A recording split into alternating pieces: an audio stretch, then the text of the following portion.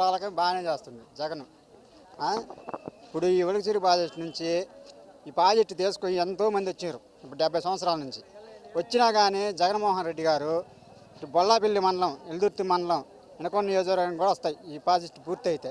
అది మోడీ కా నుంచి ఈ ముఖ్యమంత్రులు అలా శంకుస్థాపన చేసి పోవటానికి తేలేదు. ఆర తెచ్చి ఈ పని మొదలు పెడుతుండు జగన్మోహన్ రెడ్డి గారు. దానివల్ల ఈ జనాలు మొత్తం వచ్చి అంటారు. ఇప్పుడు వచ్చేది జగన్మోహన్ రెడ్డి. పిన్నెల్లి రామకృష్ణారెడ్డిని, జగన్మోహన్ రెడ్డిని చూసి పవర్ స్టార్ పవన్ కళ్యాణ్ చంద్రబాబు ఏడవాళ్ళు కూర్చొని జనాన్ని చూసి ఈ సునామీని. పవన్ కళ్యాణ్కి అసలు ఇక్కడ ఉందా సీటు? జెండా ఉందా?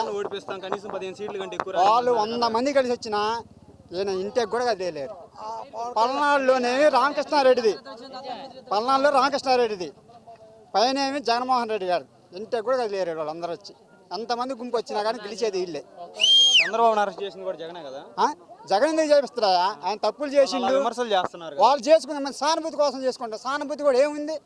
ఏమనుంది? 150 గ్యారంటీ.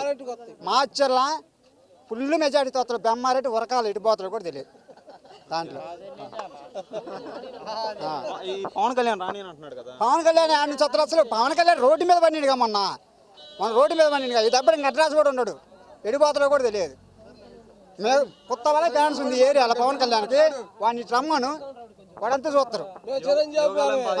లోకేష్ వీళ్ళందరూ కలిసి జగన్ ఎక్కువ విమర్శిస్తున్నారు. అదేనన్నా నేను అనేది. వాళ్ళందరూ విమర్శించినా కానీ ఏం పనికిరారు వాళ్ళు. ఈయన ఒక్కడే అవుతున్నాం కదా. జనసేనకి ఆడింది బెదరు. అసలు జనసేన ఏది వాడికి? ఇక్కడ జెండా ఉందా?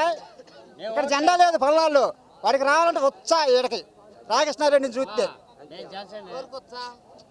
పవన్ కళ్యాణ్కి వచ్చా వాడాడు బొచ్చు. పవన్ కళ్యాణ్ వాడికి వస్తా